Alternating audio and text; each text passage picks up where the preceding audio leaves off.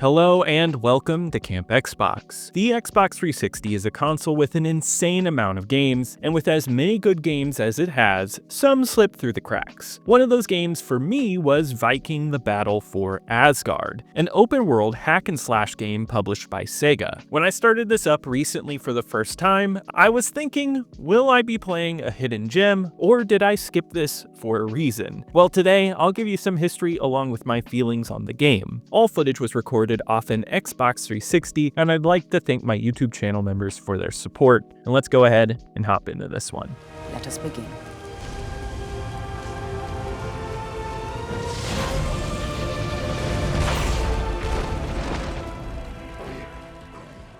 Developers Creative Assembly opened their doors in the 80s, and from then through the 90s they mainly worked on sports titles. Yet in 2000, they would release a game that would change the trajectory of their company with the release of Shogun Total War, a real-time tactics game. This would become what they were known for, releasing Total War games from all different historical eras. They pumped these out, and by 2005 they had reached into the medieval times and Roman times. Yet in 2005, Sega would purchase them, and they would set out to make something different for their historical games. In 2005, they would make Spartan Total Warrior, which was a hack-and-slash action game that featured a lot of characters on screen. It would receive decent reviews, and Creative Assembly would make a few more Total War games, but they were planning on making something larger but still in the same vein of their Total Warrior game. In 2007, they would announce Viking Battle for Asgard. It was shown off to IGN, who said it was the scale of Total War with the interactions of Dynasty Warriors mixed with the combat of God of War. It was a hack-and-slash title that was striving for a lot of things. In an early preview to Game Informer, they described the game as an open-world title exploring Norse mythology, taking the scale of giant battles, but allowing you to control the lead character, Skarin, in the middle of it all. The planned release was for early 2008, and without major delays, it would come out in North America on March 25th, 2008, for the PS3 and 360, with Australian and European releases following soon after. I have never played this one before, but I've seen this get brought up as a hidden gem plenty of times, so I've wanted to play it for a while. Unfortunately, I didn't know how closely tied this game was to Total Warrior, so I've actually never played that one, so I really can't offer a comparison there. I do plan on playing it eventually though. I did give this one a full playthrough, and let me tell you how it went, starting with the plot. For a great evil had come to Midgard, crawling its way up from the depths of the underworld itself. But even in darkest times, there is still hope, for hope is stronger than any armor.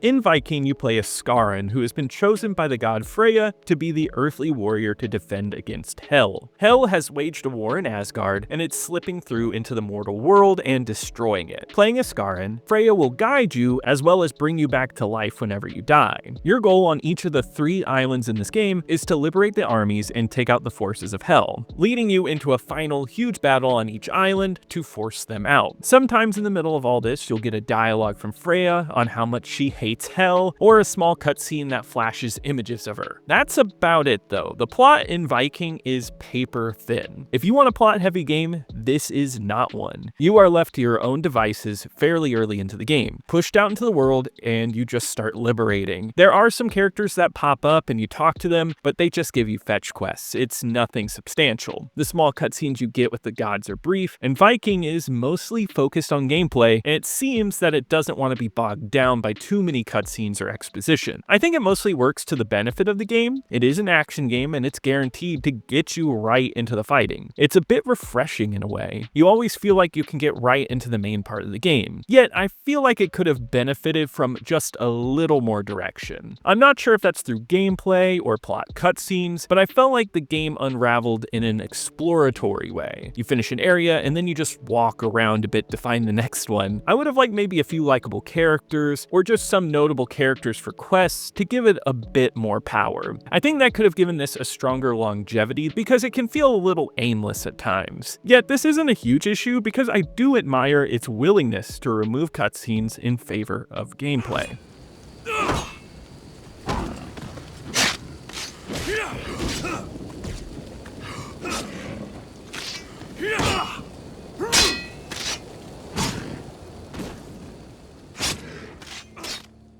Viking is a bit of an anomaly as far as games I've played go. Its setup, level design, and action are all done in such a unique way that feels both obtuse but also refreshing. It's not cleanly done, but I do like that it's doing something a little different. In this game, you play as Skarin and you travel between these 3 islands. You need to go to different outposts, kill the forces of hell, and free your armies. Once you do that enough, you build up enough of an army on an island to take out the big outpost, and then you move on. It sounds simple enough and is the basis for many open world games now, especially Ubisoft titles. The way this one does it is interesting. It heavily focuses on you discovering things around the map. You move around to different cities and outposts, and no one really tells you what to do. You look at the map and it will tell you specific things to do on the map. This changes up once you get fetch quests that'll tell you to collect different things from around the map, but this will change depending on what fetch quests you get, and the map will tell you whenever you hover over the outpost what you can do there. There's some small dialogues about these fetch quests, but you will always refer to your map, and you will always walk around to discover things. It feels freeform and allows you to take things at your own pace and tackle issues as you see fit. At first, I found it a bit off-putting, but you get into it and you start to understand the lack of hand-holding allows for a better sense of space on these islands. The main thing in these moments you will be doing is combat though, which takes on a slower hack-and-slash approach. You will fight enemies in groups, but you can only attack one at a time. There's no wide attacks. The combat is comparable to Batman Arkham Asylum, but not nearly as smooth. This game does have issues locking onto things properly when you have a lot of enemies, and the countering is a little finicky. I like the combat, but at times those flaws peeked in. Though I do love the number of attacks you get. You get basic light and heavy attacks, but if you hit left bumper, it works as a modifier to make them into stuns. You learn these by visiting ancient souls, which you pay them with gold, which is a bit odd, and they will level up your attacks and you move on. You also unlock the ability to infuse elements into your attacks to allow for more damage. The amount of variety offered in the attacks is nice. This is around a 10-hour game, and that was me playing on hard, and you will be fighting most of that time. I won't lie and tell you the fighting stays engaging the whole game. This is the bulk of what you do, and it is a lot of the same. So by its final island, I found myself starting to skip fights as much as possible since there was a bit of tedium there. The whole game gains this repetitive status, and for me, it really hit on the final island. It's long stretches of liberating, doing these similar fights, and just doing that on repeat. It's not boring, but nothing fresh was ever thrown into the mix to keep it engaging. And the fights only get longer as you go on, especially against the bosses, which are not unique, which they don't change up very often, and they have the same movesets. Easily, these are the worst fights because they're overly long and offer the tired quick-time events that were so prevalent with boss fights in this generation. Outside of that, I'd say I mostly had fun with it. I think the first 2 islands were extremely fun when it came to combat, and I enjoyed it enough to come out of this happier than not, yet I will say it does wear down on you a bit.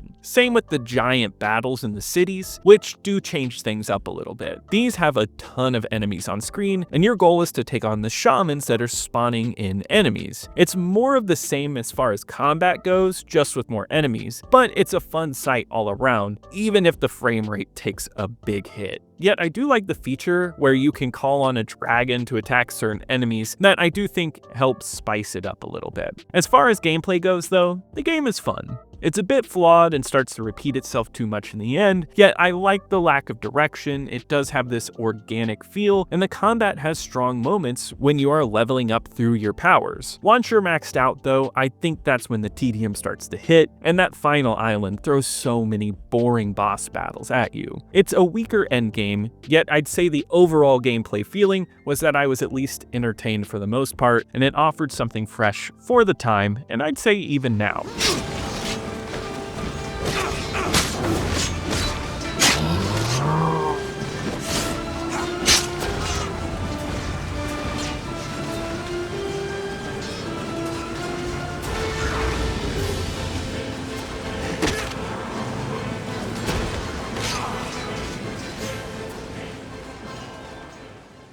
Visually, Viking looks good for a game from 2008. The fidelity and the look of it are interesting, and you can tell a lot of thought was put behind elements like lighting and the layout of areas. Skarin himself is rendered really well and offers a lot of movement within the world of the game. The enemies all have strong designs, but I'd say the humans are a little weak, but they get the job done. The element that was most impressive to me was the scale of the islands. They are not giant, but they do have a ton of hills and small elements dotting the world. There's a lot of different landscapes, architecture, and weather to help keep the variety going. On the first island, you are surrounded by these great trees, and then the last island, there's lava pits everywhere. The art design in all of these areas is well thought out. I love how the color is dynamic in the game, where the areas overtaken by hell are darker, and once they're liberated, they brighten up and become more inviting, giving you a visual cue as to if the area was liberated. The nice colors carry into the violence on screen. There's a ton of red all the time, and you will be slicing and dicing up limbs. It feels like a Mortal Kombat game at times, and I think that's something you want from a Viking game. It at least helped keep the combat satisfying. The biggest issue though is general performance. This game has a hard time running when there's a lot of enemies on screen. Those gigantic final battles are taxing on the game, and the slowdown is some of the worst I've seen on the 360. The game barely runs,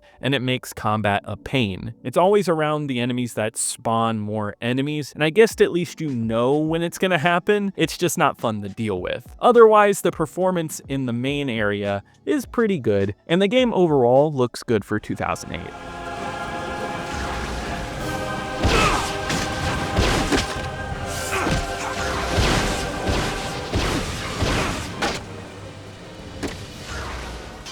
The sound work is a bit of a mixed bag in Viking. What's good here is the ambience of the islands. This is mostly a quiet game when exploring, and there are small natural details like birds chirping that help give the landscape mood. It's usually dotted with light music, and these moments are really nice. Same with the music when you are in huge battles. This music is typical epic orchestral stuff, and it works well, and once again helps build the mood. The sound effects are a bit different and are mixed poorly. I found when attacking, the sounds of blades blocking, weapons moving in the air, were way too quiet or would cut off suddenly. They have a crunchy, low quality to them, and then when they're poorly implemented into the game, it tends to give off a cheap feeling. A lot of the sounds are repeated, and though not grating, don't mesh well with the game world to allow everything to blend together. Sound should always blend in seamlessly, almost to the point where you don't even notice it, but here you definitely notice it.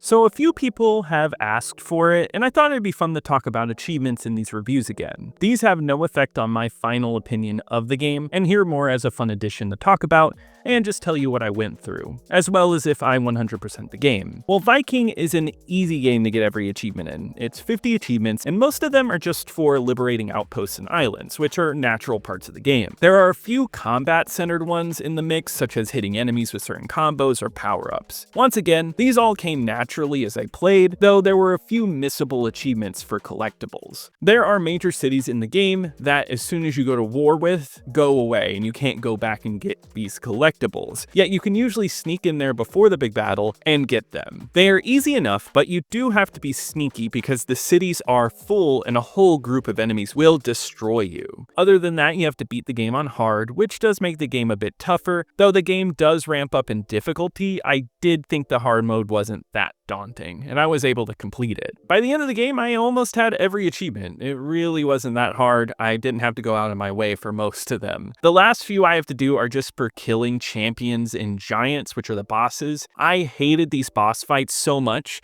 I think by the end of this game, I started skipping over those boss fights because I really didn't like them, but I think if I did, I would have naturally gotten these achievements. So I did not get the 100% for this review, though I do think I could easily go back and get it. I'd say overall, if you're looking for an easy but substantial game to get every achievement in, this isn't a bad pick.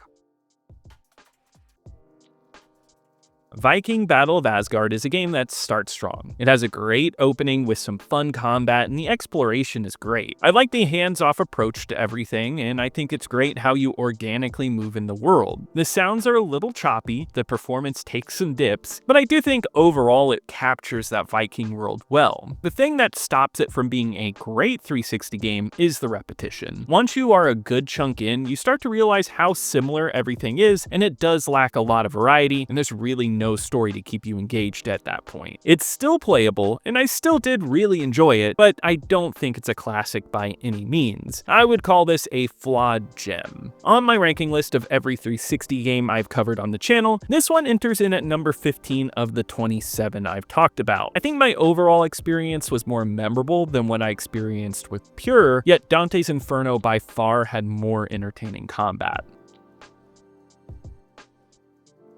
Viking Battle for Asgard came out to mixed reviews according to Metacritic with a score of 68 out of 100. IGN gave it a 6.3, saying that it worked more as a rental because it was far too repetitive, despite some great ideas. Electronic Gaming Monthly gave it a D+, C-, and a C+. It was said that the fights were great, but there was no replay value here. Official Xbox Magazine gave it a 6.5, saying that the combat was great, but they found the missions and lack of story tedious. According to VG Charts, it estimates that it sold a little over 500,000, which isn't half bad, but the mixed reception probably led Creative to not work on another game in this series. There are rumors that this game was rushed due to a strong year of games for 2008, and that honestly could have led to some of the ideas not being fleshed out. It must have affected Creative Assembly in some way because they dropped this style for a while, and they focused on the Total War series, which they still work on to this day. Though they have branched out with other games like Stormrise and Alien Isolation, yet I don't see Viking making a comeback. I do see some love for this game online, and some herald it as a hidden gem. I could see that as I didn't know this game existed until a few years after it was released, and this game has remained fairly cheap. This game has fans, but also detractors. On Backlogged, it holds a middling 2.8 out of 5 with over 400 plays. There are quite a few people who like it,